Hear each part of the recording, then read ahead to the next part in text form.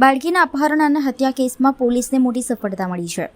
ઘટનાના ભેદ ઉકેલવા માટે 10થી વધુ પોલીસ ટીમોએ વિસ્તારમાં કોમ્બિંગ ઓપરેશન અને સઘન તપાસ હાથ ધરી હતી. ટેકનિકલ સર્વેલન્સ અને હ્યુમન સોર્સિસની મદદથી પોલીસ આરોપી સુધી પહોંચવામાં સફળ રહી છે. તપાસ દરમિયાન સામે આવ્યું કે બાળકીના ઘરની સામે રહેતા અજય લક્ષ્મણસિંહ રાઠોડિયાએ સમગ્ર ઘટનાને અંજામ આપ્યો હતો. પ્રાથમિક તપાસમાં આરોપી અને બાળકીની માતા વચ્ચે અગાઉ અફેર હોવાની વિગતો સામે આવી છે. બંને વચ્ચે લાંબા સમયથી વિવાદ અને અદાવત ચાલી રહી હતી. પોલીસે જણાવ્યા મુજબ આરોપી રાત્રે ઊંઘતી હાલતમાં બાળકીને પરિવારજનોની બાજુમાંથી ઉઠાવી લઈ ગયો હતો. રસ્તામાં બાળકી રડવા લાગતા આરોપીએ પ્લાસ્ટિકની દોરી વડે ગળે ટૂંપો આપી તેની હત્યા કરી હતી. સમગ્ર ઘટનાને પૂર્વ આયોજન મુજબ અંજામ અપાયો હોવાની પણ શક્યતા વ્યક્ત કરવામાં આવી રહી છે. બાળકીના મૃતદેહનું પેનલ પોસ્ટમોર્ટમ કરાવવામાં આવ્યું છે. પોલીસે આરોપીની ધરપકડ કરી તેની સામે અપહરણ અને હત્યાનો ગુનો નોંધીને આગળની કાર્યવાહી હાથ ધરી છે.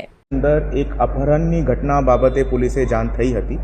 રાત્રે 12થી 3 વાગ્યાની વચ્ચે એક 4.5 વર્ષની બાળકીનું પોતાના ઘરથી અપહરણ થયું એવી માહિતી પોલીસે મળી હતી. તો આ કેસની ગંભીરતાને જોઈને તાત્કાલિક પોલીસ દ્વારા આ કેસની અંદર તપાસ શરૂ કરવામાં આવી હતી.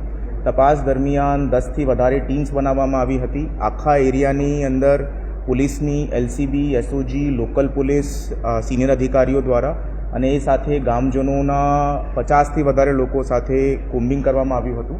અને 25 જેટલા કિલોમીટરના એરિયાની કોમ્બિંગ કર્યા પછી પણ પોલીસે દીકરી બાબતની કોઈ માહિતી ના મળતા આ એક ગંભીર પ્રકારનું કેસ હોય એવી રીતેની શંકા પોલીસે ગઈ હતી.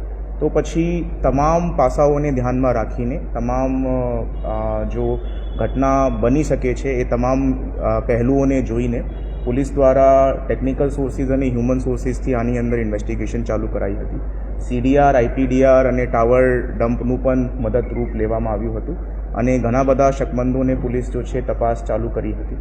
તે પછી પોલીસે થોડા ઘણા બધા ક્લૂઝ મળતા એક અક્યુઝડ અજય લક્ષ્મણ રાઠોડિયા जो कि વિક્ટિમના ઘરને સામેવાલે ઘરની અંદર જ રહે છે, એ જ ફલિયાનો રહેવાસી છે, તેના ઉપર શક ગયો અને વિક્ટિમ દ્વારા આ પોલીસે કન્ફેસ કરવામાં આવ્યું છે કે ભાઈ એમના દ્વારા આ દીકરીનું મર્ડર કરવામાં આવ્યું છે.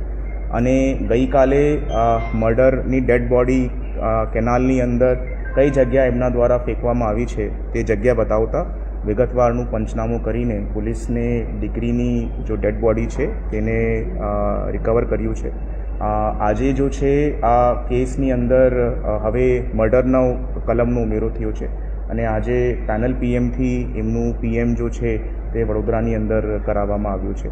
આરોપીની ધરપકડ હાલ પોલીસ દ્વારા કરવામાં આવી છે અને મોટિવના અનુસંધાને આરોપીનું અફેર એમના પરિવારની એમની માતા સાથે હતો અને એ માતા સાથે જ્યારે આરોપીનો ઝઘડો થયો તે બાબતની અદાવત રાખીને એમને આ દીકરીનો મર્ડર કર્યો છે એવી રીતેની હકીકત હાલ સામે આવી છે.